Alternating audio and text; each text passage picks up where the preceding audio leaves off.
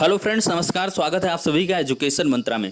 दोस्तों, Rizwan and team के द्वारा एक पोस्ट वायरल की गई है जिसमें ये बताया गया है आखिरकार भर्ती रद्द, धांधली, मॉडिफिकेशन, रिप्लाई पर क्या कुछ स्पष्टीकरण है उनका। आखिरकार क्यों दिखाए हैं फर्जीवाड़े के साक्ष्य, इस पर जो है उनके द्वारा पूरा स्पष्टीकरण किया गया है। क्योंकि क्या है, बहुत सारे अभ्यर्थियों के द्वारा जो भी आपने मॉडिफिकेशन पर रिप्लाई देखा होगा उसमें बहुत सारे पेपर्स की कटिंग वगैरह लगाई गई है। एसटीएफ के जो मतलब जांच के रिपोर्ट हैं उनको दिया गया है और इसके बाद तमाम प्रकार की अनियमितताओं को दिखाया गया। तो ऐसे में लग रहा है कि कहीं ना कहीं भर्ती रद्द की ना प्रेयर की गई हो, ऐसी चीज़ें निकल के आ रही हैं। तो रिजवान एंड टीम ने स्पष्टीकरण किया है पोस्ट के माध्यम से, तो उसको हम पढ़कर सुना रहे हैं।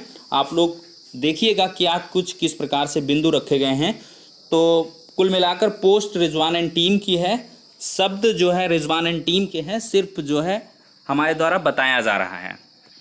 देखिए, भर्ती रद्द करने की प्रेयर की अफवाह संदर्भित व्याख्या टीम रिजवान अंसारी। देखिए, विपक्ष लगातार इस विषय पर मनगढ़ंत और पूर्णतया फर्जी अफवाह फैलाने में लगा है कि रिजवान अंसारी ने अपनी याचिका रिप्लाई में भर्ती को रद्द करने की बात कही है, साथ ही साथ भर्ती को रद्द करने की प्रेयर भी की है। इससे हमारे कुछ शिक्षा मित्र साथियों में भ्रम की स्थिति उत्पन्न हो गई है, लिहाजा इसका पर्दाफाश करना आवश्यक हो गया है।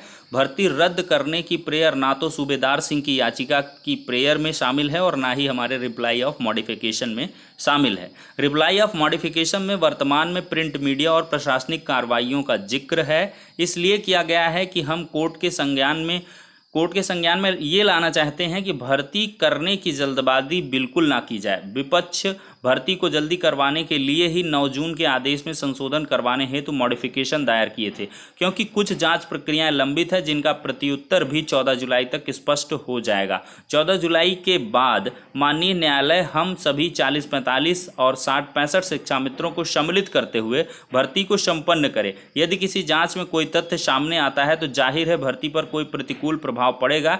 ऐसे में हम कतई नहीं चाहते हैं, क्योंकि हम नहीं चाहते हैं कि शिक्षा मित्रों को फिर से गिनती शुरू करनी पड़ी। टीम ने अपनी किसी भी याचिका में ना तो भर्ती रद्द करने की प्रेयर की है और ना ही किसी प्रकार के जांच हेतु जांच एजेंसी की मांग की है। यदि टीम का उद्देश्य भर्ती रद्द कराना होता तो उपरोक्त दोनों बिंदुओं को हम अपनी याचिका में उल्लिखित करवाते। अब कुछ साथियों की शंका है कि टीम ने रिप्लाई ऑफ मॉडिफिकेशन में फर्जीवाड़े के साक्ष्य और सबूत क्यों संलग्न किए हैं। इसका भी तर्क बताते चलें कि ऐसा ही फर्जीवाड़े का मामला टीटी 2011 में आया था, जिसको माननीय सुप्रीम कोर्ट की माननीय जस्टिस ललित साहब की बेंच ने ही state of UP versus Shiv Kumar Pathak 2018-12 SCC 595 में अपना व्यू दिया था। इस धांधली के परिप्रेक्ष्य में माननीय जस्टिस ललित साहब ने परीक्षा न रद्द करने की बात कहकर कट ऑफ को न्यूनतम पर लाने की बात कही थी, जिसका जिक्र हमारे रिप्लाई ऑफ मॉडिफिकेशन के पेज नंबर 14 पैरा HH में आप देख सकते हैं।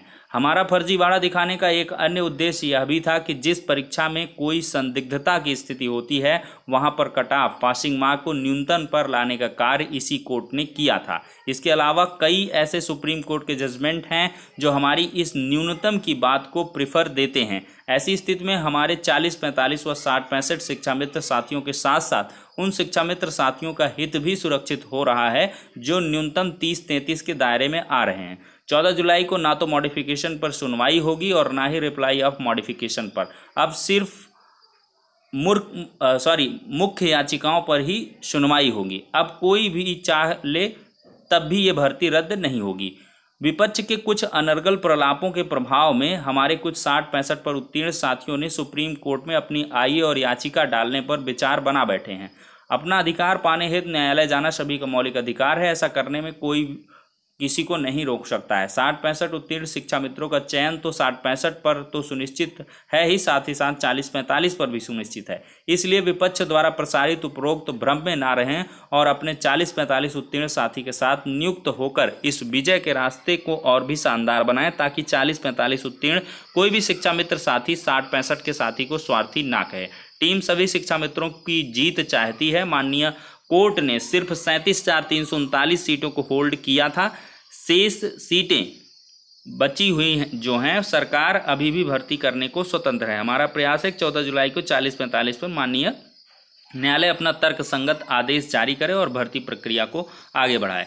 तो कुल मिलाकर रिजवान एंड टीम के द्वारा ये स्पष्टीकरण दिया गया है। तो फिलहाल के लिए इस वीडियो सेशन में इतना ही। नेक्स्ट वीडियो मिलते हैं, तब तक के लिए शुक्रिया, धन्यवाद।